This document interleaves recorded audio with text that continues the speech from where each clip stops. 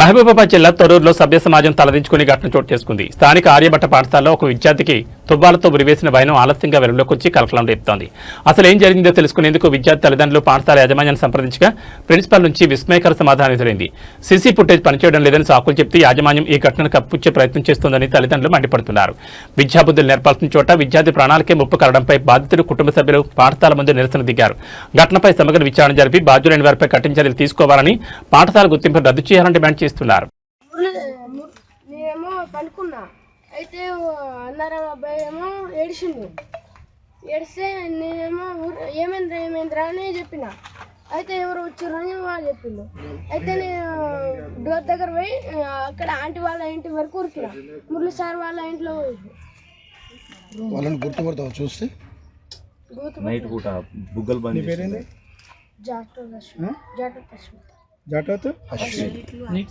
నీ పేరు చిన్న నీకు ఏ విధంగా కట్టిరు, ఎలా కట్టిరు అది చెప్పు. ఫస్ట్ కాలు కట్టి ముఖం పైన నుంచి టవల్ షర్ట్ కట్టిరు, తర్వాత చేతులు కట్టి మెడల్ నుంచి. నువ్వు అప్పుడు అరవలేదా మరి?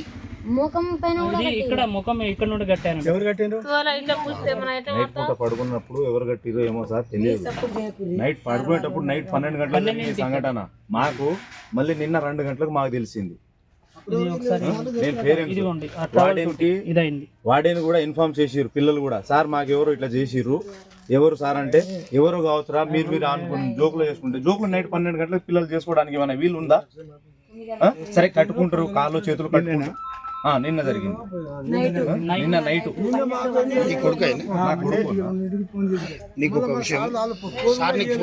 నాకు సార్ ఫోన్ చేయలే, ఎవరు ఫోన్ చేయలే. నేను మటన్ కోసి కేసునూరు నుంచి ఇనుగుడి దగ్గర రాగానే ఎవరు మా పొలం పక్క ఆయన యాదవ్ గొర్రెలు మేపుతాడు. అయితే మా మిస్సెస్ ఏడ్చి అయితే ఏమైంది ఇట్లా ఎవరో ఉరిపడ్డా అంటే ఎవర్రా అని చెప్పేసి అతను మాకు చెప్పాడు. చెప్పిన తర్వాత ఏమో తెలియదు, ఇట్లా మా పిల్ల హాస్టల్లో ఊరేసినట్ట బాబుకి అనే చెప్పగానే నేనేం చేసిన ఏమంటే ఇక్కడ దగ్గరలోనే ఉన్నా కదా అని నేను వచ్చిన. అంతలే మా బాబు కూడా ఉరికొచ్చిండు. వచ్చినాము అంతా చూస్తే ఎవరు ఫోన్ చేయలేదు. లాస్ట్ వీడికి వచ్చి స్కూల్లో వచ్చిన తర్వాత పీటీ సార్ నాకు ఫోన్ చేసిండు. స్కూల్లో వచ్చి నేను మేడానికి అడుగుతున్నా ఇట్లా ఏం సంగతి, ఎగ్జామ్ జరుగుతున్నాయి సార్ కొంచెం ఆగడాను. ఆగు లేదు ఏం లేదు, ఫస్ట్ మా బాబుని చూపెట్టాలి అనగానే పీటీ సార్ నాకు ఫోన్ చేసింది. పీటీ సార్ ఫోన్ చేయగానే 3 పిల్లల్ని ఆడబెట్టుకొని ప్రిన్సిపాల్ సార్ ఆడ ఆఫీస్ రూమ్ ముందు మాట్లాడుతాను. ఏమైంది అంటే మా చెల్లి వచ్చి ఈయన పట్టుకుని ఏడిచింది. అప్పటికి పోలీసులు వచ్చారు, మీరు అప్పటికి రాలేదు. లాస్ట్కు మేము చాలా సేపు సతాయించిన, ఎవరు పెట్టారు, ఏంది, దేనికి పెట్టిర్రు, ఏం కావాలని పెట్టిర్రు అనేసి నేను అడిగిన. ప్రిన్సిపల్ సార్ ఆల్రెడీ మాకు ఇన్ఫార్మ్ చేసినట్టు చెప్తుండే. లేదు ఏం లేదు, మాకు ఇన్ఫార్మ్ చేయలేదు, ఏం చెప్పలేదు. ప్రిన్సిపల్ సార్ ఇన్ఫార్మ్ చేసినట్టు ఇన్కమింగ్ అవుట్ గోయింగ్ ఉంటది కదా సార్, మీరు కూడా చూడండి. ఇప్పుడు ఇన్కమింగ్ అవుట్ గోయింగ్ ఉంటది కదా, దాని ప్రకారం చూసుకున్నాం. ఇప్పుడు ఎవిడెన్స్ ఉంటుంది కదా, ఫోన్ మొబైలే కదా, నెంబర్ అయితే డెడ్ చేయరు కదా.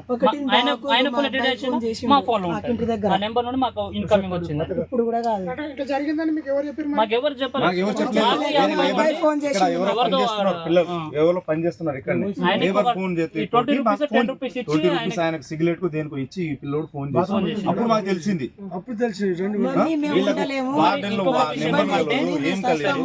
ఏం అసలు ఏం ఉండదు, వార్డెన్ల దగ్గర కూడా పిల్లలు కూడా ఇలా జరిగిందని చెప్పేసి ఇప్పుడు ఫ్యాకల్టీ మెంబర్స్ కి ఇన్ఫార్మ్ చేయలేదంటే అది కూడా లేదు. మురళి సార్ చెప్పారు, వాళ్ళ వైఫ్ సంధ్య మేడం అంట, ఆమె కూడా వార్డెనే, ఆమెకు చెప్పారు. అండ్ వీళ్ళ స్వప్న మేడం అంట, క్లాస్ టీచర్ ఇన్ఛార్జ్ కూడా అంటున్నారు వీళ్ళు. ఆయన చెప్పారు, ఆయన కానీ సార్ దగ్గర ఇన్ఫర్మేషన్ నాకేమో కట్టి ముఖం నుంచి కట్టి కాలు కట్టిరు, చేతులు కట్టి.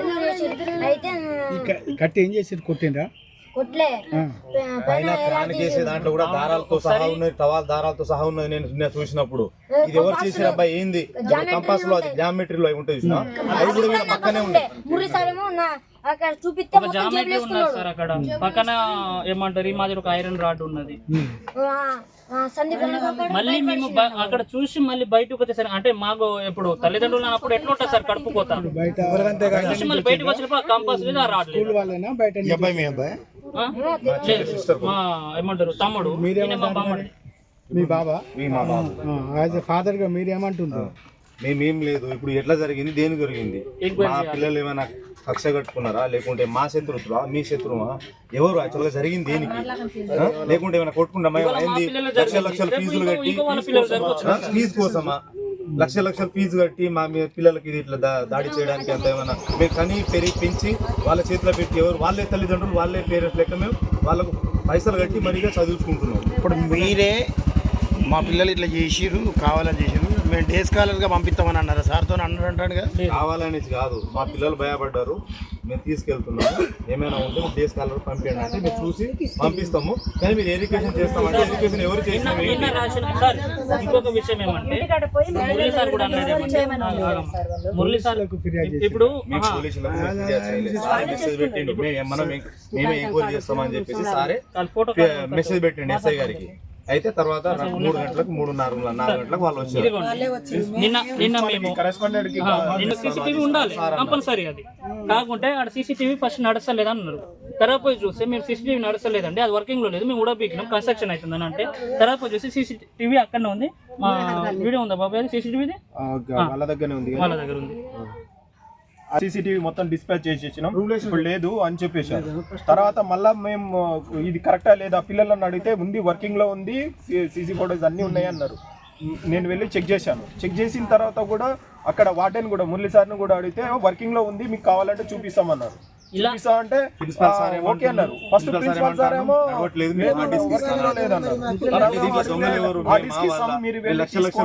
చూసుకోండి. మాది పెద్దవంగారండి. ఇంకొకటి ఏమంటే నిన్న పోలీస్ వాళ్ళు వచ్చారు, ఎస్ఐ ఎంక్వైరీ చేశారు.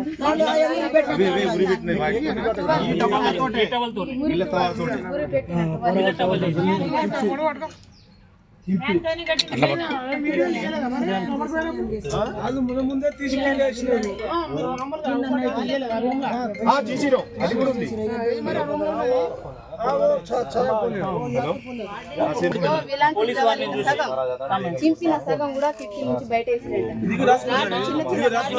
మన ఫ్యాకల్టీ మెంబర్స్